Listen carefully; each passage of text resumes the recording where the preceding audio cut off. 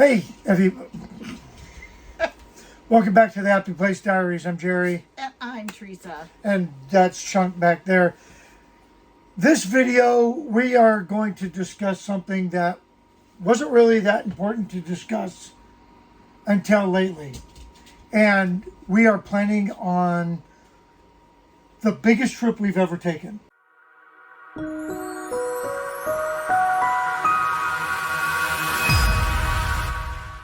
It's going to span months of the summer. In fact, the entire summer from June all the way to the end of August.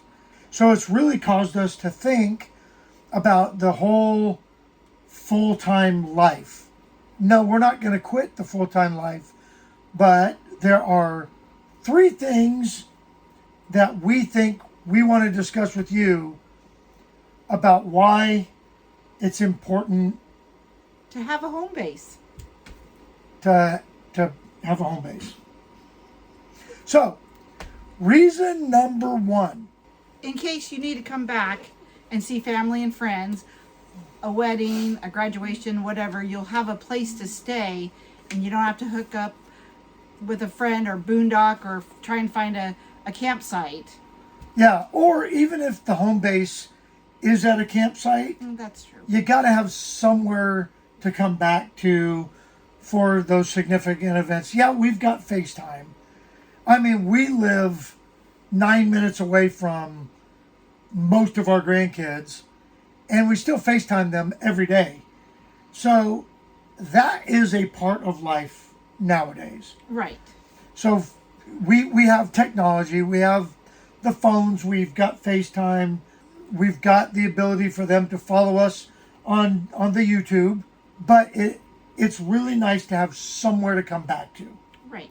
Reason number 2. Reason number 2 is the possibility, which we can't see right now, but the possibility of an end date to full-time travel or full-time RV living. Right. And again, whether that means we hold on to the house or we establish ourselves as a seasonal at a campground, or we just hang up RVing altogether, we got to have a connection to here with the ability to sell the house, to do those kind of things.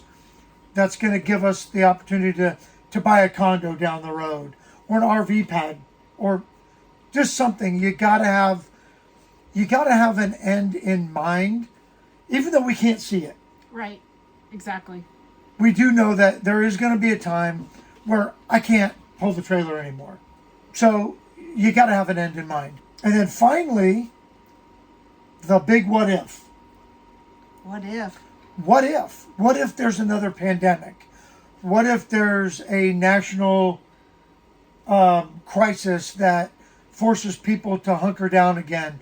Or a big disaster that we've got to get back here for, or we're going to need a place to hunker down, for a while. Yeah. Hopefully it never happens, but... Yeah, I mean, knock on wood, it never happens, but what if? Right.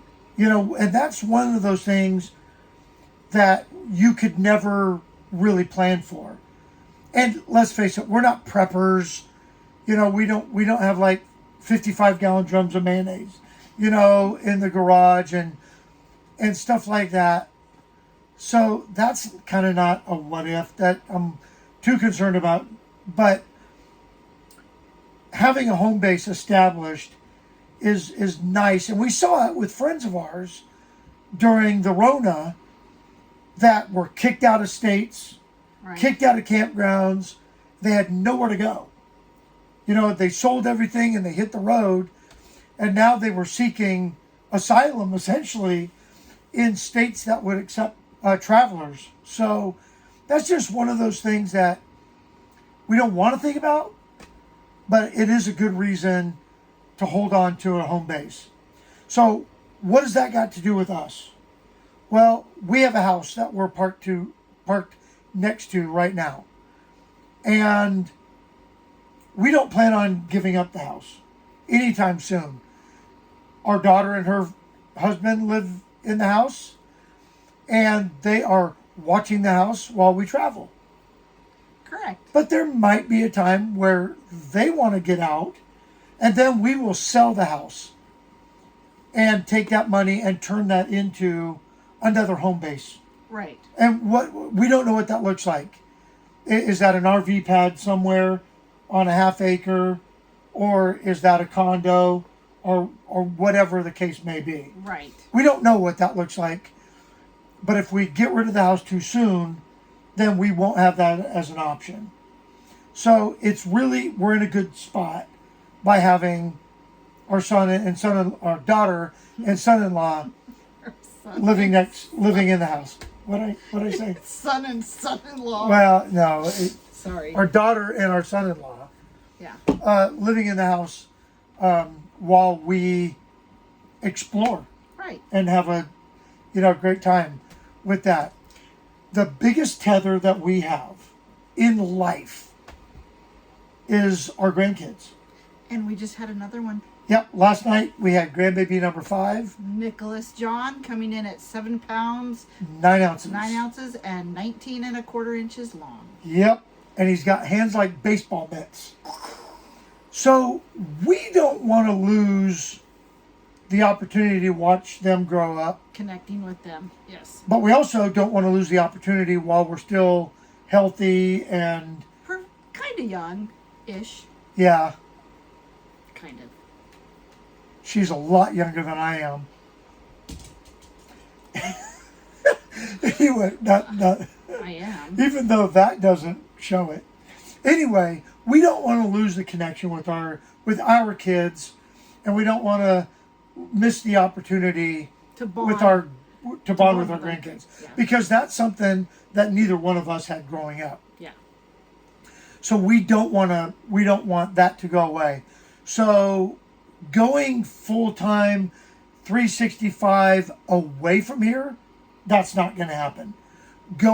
We are full-time, and we will travel as much as we can, but we will never get away from having that actual connection that's not just a phone call. Right. Or not just a Zoom call or a FaceTime or Whatever. a tweet, face, chat, whatever. Because I don't do good on face, twit, chat, whatever that Messenger thing. whatever it is. Yeah. Anyway, so that's 3 reasons why we feel it's important to hold on to a home base. We'd be really curious to what you guys think. Do you guys have a home base if you're full-time? If you're just part-time? Is that something that's keeping you from going full-time?